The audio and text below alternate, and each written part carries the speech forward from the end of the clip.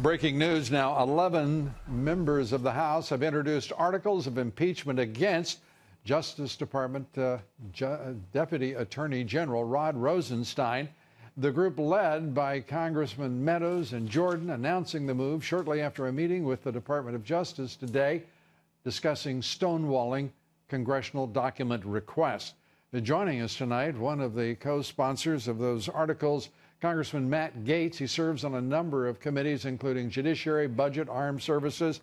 Congressman, great to have you with us. My first question is, now there are articles of impeachment. What is the impact?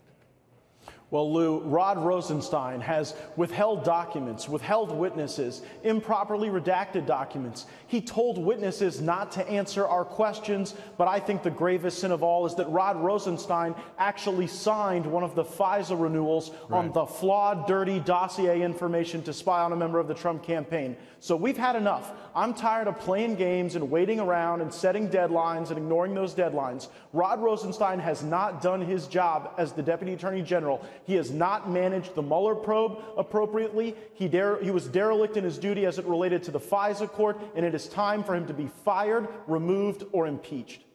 And earlier, Congressman Meadows, the chair of the Freedom Caucus, and moving on these articles of impeachment, had said he feared that the impeachment of Rosenstein would expire before Congress goes out on a long summer vacation tomorrow. What happens now?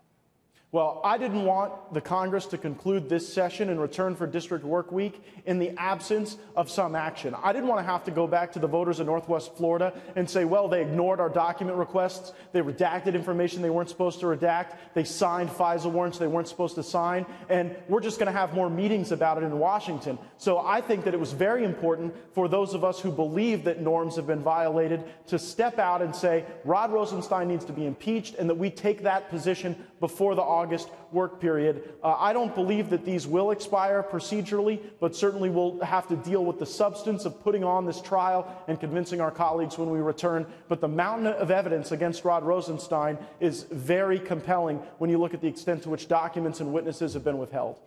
I've got to ask you what you think of your speaker, your lame duck speaker, talking about tariffs won't work. They're not the way to get things done.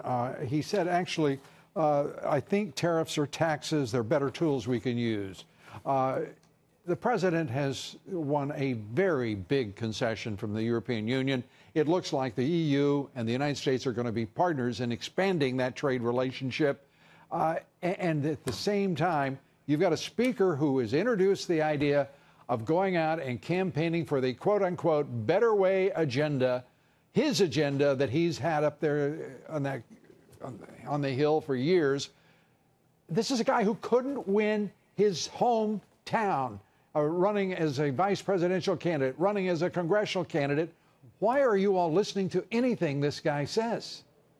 Well, Lou, look, I mean, the speaker, with all due respect to him, a guy I like, he does not understand leverage like Donald Trump does. I trust Donald Trump to negotiate these trade deals on a world stage. I'm glad that we're not using trade policy to achieve political outcomes in third world countries. Instead, we're putting America first. We're putting American workers first. And frankly, this is a time where we need the leadership to stand behind the institution of the House as we prepare to impeach Rod Rosenstein for not giving us the documents and not producing the witnesses. And when he does produce documents, they're redacted without any basis, without any nexus to national security. So we need leadership from our speaker. But when it comes to leverage, I'll take Donald Trump.